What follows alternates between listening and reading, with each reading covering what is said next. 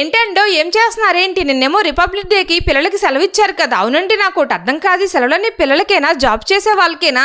అసలు ఇంట్లో ఉండి పొద్దున్న లేచిన దగ్గర నుంచి రాత్రి పడుకున్నంత వరకు గొడ్డు జాగ్రత్త చేసిన హౌస్ వైఫ్స్కి మాత్రం ఎటువంటి సెలవు ప్రకటించట్లేదండి.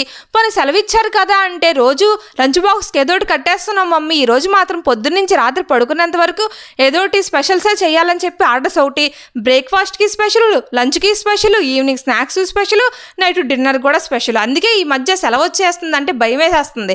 వాళ్ళు చేసిన అల్లరి పక్కన పడితే రోజు మొత్తం వండడం, తినడం, తోముకోవడంతోనే గడిచిపోతుంది. ఇదిగోండి స్నాక్స్ అంటే గుర్తొచ్చింది, కానీ ఈవినింగ్ స్పెషల్గా తినడానికి ఏమైనా చెయ్యి మమ్మీ అంటే ఏ రెసిపీ సింపుల్గా అయిపోతుందా అని చెప్పి గంట సేపు ఆలోచించి మా బావ తెచ్చిన 100కి 4 కేజీల ఉల్లిపాయలు గుర్తొచ్చి ఇంకా ఆలస్యం చేయకుండా ఈ క్రిస్పీ ఆనియన్ రింగ్స్ చేసుకొని తిన్నామండి.